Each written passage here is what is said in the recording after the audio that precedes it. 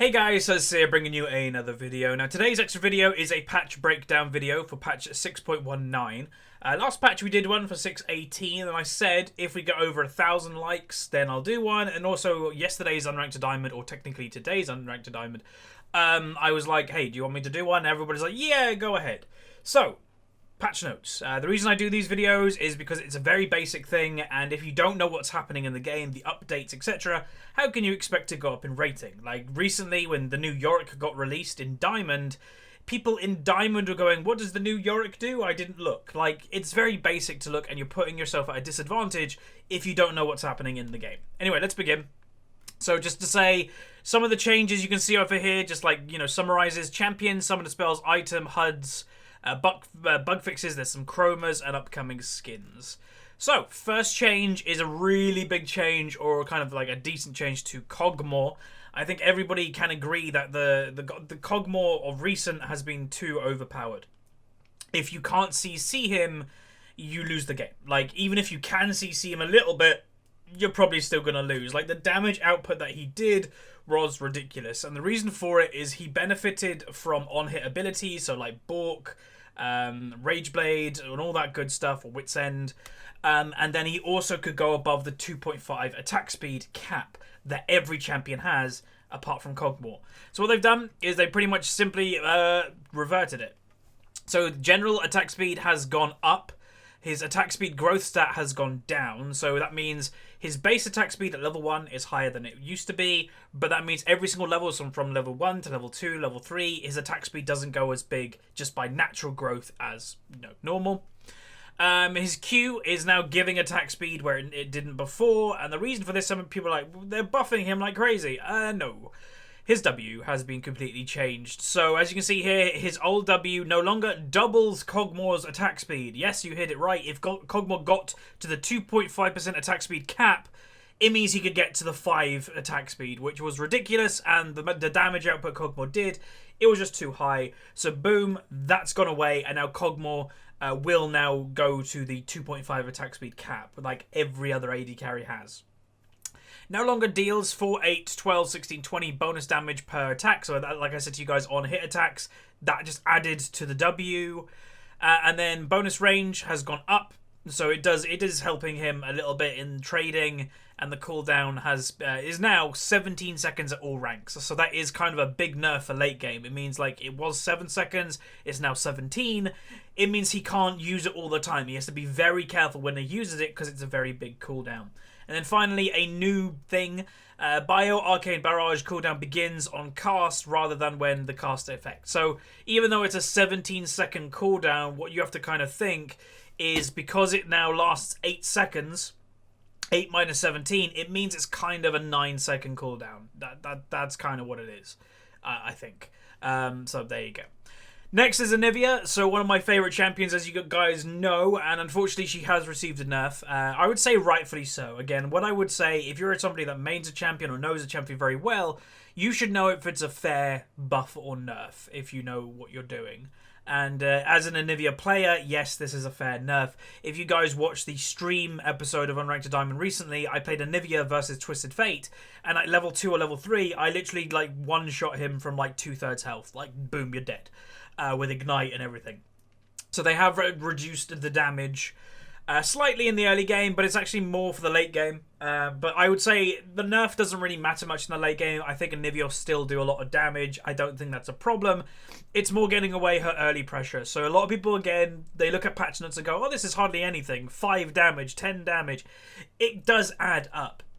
You know, if you do 5 E's, that 50 damage that now you're missing, example, that's like, that's the difference between getting a kill and not getting a kill. That's the thing. So it's a considerable nerf. So she's been toned down a little bit. She'll still be fine. You can still play her if, like, that's the point. These nerfs, a lot of the time, they're nerfs enough that they will not be played in competitive anymore. But if you want to play them in solo queue, go ahead. Like, it's perfectly fine to still do that. Aurelion Sol, a champion that I've actually always considered picking up. He's a little bit weird, but I actually think he's pretty cool if you're good with him. So just to kind of summarize, passive damage is up, W damage is down, W cost adjusted, and E no longer requires build up to cast. That's pretty cool. So yeah, his passive, Center of the Universe, his damage has now gone up, which is nice. Early game is the same, but late game is doing a considerable amount more. His W has also gone down, and I will say this is fine. You know, he's very obnoxious to play against in mid lane, zoning you out with those W balls or stars, whatever you want to call them. It's a bit obnoxious, and that's the way I would describe this champion. He's a little bit gimmicky, a little bit obnoxious. If you get it right, he'll do a lot of damage. If you get it wrong, he'll feed. There's not really a middle ground with Aurelion Sol. So yeah, that's fine. His cost, though, has also gone up. Up in the early game, down in the late game, so that's kind of cool. And then finally, his big mechanic that he had is when you go a certain distance in a straight line, I think it was, you could E over the walls. Instead, it's now Aurelion Sol takes flight immediately, even if cast outside of the cast range. When cast during Comet of Legends, Star Surge now travels in the same direction. So he no longer has to stack it up, I think. Aurelion Sol may now cast Comet at any time out of combat. Goes on second. Yeah, I think they've removed that, so he can cast at any time. I don't think he has to be in combat. So I don't think he has to be out of combat, so that's kind of cool. Cassiopeia. W, just summarize, W cast range reduced, E healing down. So, Cassiopeia still can't wear boots. We thought we'd just like you to know. It's a good reminder. You know, I did a Cassiopeia episode. There were some people making the joke, like they had Kappa at the end of the comment going, Huzzy, why no boots? But there were actually a couple people that were genuinely like, why don't you have boots? And it's like, So people still, not everybody still knows that, yeah, Cassiopeia doesn't buy boots. She doesn't get them. She gets bonus movement speed with her passive. It ramps up throughout the game, and she actually ends up being quicker in the late game than somebody with a pair of boots. And it gives you more AP because you can buy another AP item instead of boots. So there you go. W cast range has gone down by 100 range. 100 range, what would that be? That would be around... it's not a lot. Think of the... Well, I think Darius's auto-attack range is 175, if I'm not mistaken. So, like, a little bit less than Darius' auto-attack range, so that big axe. Just a little bit less than that, and boom, that's the nerf. Not a crazy nerf. 800 is still quite a bit. That's more than any AD carries auto-attack range, apart from, I believe, Kog'Maw with W, Tristana in late game, and maybe Caitlyn's is around that, but I can't really remember. And then finally, E at Twin Fang. Healing on poison targets has gone down. So a lot of people didn't actually know. It's gone down a little bit. A lot of people don't know, but if you actually heal from Cassiopeia, that's why she's so good at trading. If you poison a target, then E them, you're actually getting healed a little bit every single time you put that E. That's why she's nearly impossible to fight in a 1v1, because she's doing crazy spam damage, but also healing from it. So they actually have nerfed that, which is nice. Corki. So the funny thing is, a lot of people make the joke all the time, when Worlds is coming, Corki will be buffed. He obviously has been buffed here, but this is not Worlds patch. Worlds patch, I believe, was 6.18. So this change will not happen in Worlds, if I'm correct. But anyway, his attack damage growth stat has gone up by 1. That's actually a considerable amount, which is good. And attack damage at level 18 has also gone up by a bit. I think that's the same. But yeah, that's good. Again, he's a weaker AD carry at the moment, mainly due to his lack of damage comparing to the likes of Kog'Maw, Jinx, Lucian, Jhin. He just doesn't do enough damage, but this hopefully will... Yeah, I don't think it'll make him overtake them, but it will definitely give him... It will nudge him in the right way, which is always good. Mundo. Honestly, one of my favourite champions in the game, and if he's getting buffed, then I will probably pick him back up, and I'd say expect him in Unranked Diamond soon. They're mainly focusing around his E, though. Oh god, I don't even want to pronounce that. Masochism, sure. Minimum damage that you do has gone up. The maximum damage has gone up, and the cooldown has gone down. So that's really good. When we last visited Dr. Mundo, the early game sustain of Grassy Undying was making it difficult to punish his laning phase. So yeah, they nerfed that. So they nerfed him a little bit too much when it came to trading and, like, you know, all that good stuff. But now that they're upping this, then he can trade with people again. He can sustain with Grasp of the Undying, and Mundo might be back relatively. Like, when you think of who's in top lane right now, Aurelia... Mundo does okay versus these champions. You know, he can build against them and he has great sustain. So even if they poke him out, even a Gangplank pokes him out, he actually can survive quite easily, which is really good. Next is Kled, a champion that I don't know, I was hyped about this champion when he first came out. I like the design of him, but I have not played him properly. I just don't find him very strong. I've seen a couple Kleds go crazy fed, but I think you have to be really good at him in order to do that, and I'm never going to put enough time into him probably to get there. But anyway, passive Scarl the Cowardly Lizard removed, dismounted to damage reduction. Cled's basic attack damage against minions and monsters is no longer reduced by 20%. So thank God. That was a massive thing with Cled, that he just felt useless when you were off Scarl. It literally felt that you were, you're like a minion compared to when you're mounted. So they are trying to give him some strength and not make him completely useless when he's not on him, which is good. And then a little change to charge. Movement speed trail duration is 6 seconds down from 8, so they probably thought it was a bit too strong. And the range has been nerfed slightly in the early game, but still 4,500 in the late game. I agree with that. There were some times that you heard the drum or whatever it is from his ultimate, and you're like, okay, he's going 208, he's mid. Holy moly, how did he get mid lane? So, yeah, that's good. Okay, next change is Leona. Whoops. It's a bug fix, Zenith Blade, so her E, the thing that is throwing the sword out to try and catch people, fixed the bug preventing Leona from flashing during Zenith Blade's cast times. That's nice. It's just a quality of life change. Singed, poison ticks per second has gone up. Whoa, really? God, that's actually okay, if you're a Singed player, you must be jumping for joy right now. So, ticks per second has gone up to 4. Wow. And the damage has been unchanged, so that means he's just going to do more damage.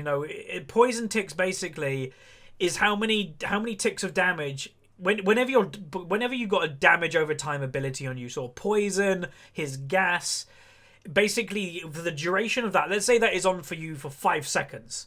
Every single time a tick happens, that's when the damage is going to be taken from that poison. So if it's 1 tick per second and you've got it on for 5 seconds, it means you're going to take 5 ticks of damage from the poison. Now what they're saying is every second you're not going to take 1 point of damage or 1 tick of damage from the poison, you're going to take 4. So they are basically, if I'm not mistaken, increases Singed poison trail damage as long as he stays on people by 4. Which is a really big buff. And again, I still don't think he's going to be very useful. It's a Singed, but that's a big buff for Singed players. And then finally, W is fixed a bug where Mega Adhesive lasted 0.5 seconds longer than intended. Okay, well, that's good. Okay, Soraka, the bane of my life in 6.18. Honestly, just such an annoying champion to deal with. Because, the thing with her, and again, I never mean to offend people when I say these type of things, but she was a ridiculously easy champion to play. You literally just W your AD carry. If you're not a very good Soraka, that's all you do. You can do that and win the game fairly easily. And yeah, it was just annoying. So they are increasing the heal in the early game, which is really nice. They are doubling the cooldown in the early game, which I think is very much needed because it was just frustrating to go against. I've been playing a lot more AD carry on one of my Smurfs, and it's just irritating to go against. And yeah, thank God that's happening. Will Soraka still be useful? I think she'll still be played for people that are either mains of Soraka or people that don't play support. Like if you got auto-filled into support, Soraka was the champion you play because it's Soraka. So it's a good nerf. Twitch. I think there's a lot of changes here, but I think we're nearly done. Twitch, however, his ambush attack speed has gone down in the late game, not in the early game. So they found his early game was fine, which I agree with. He doesn't have a crazy lane phase.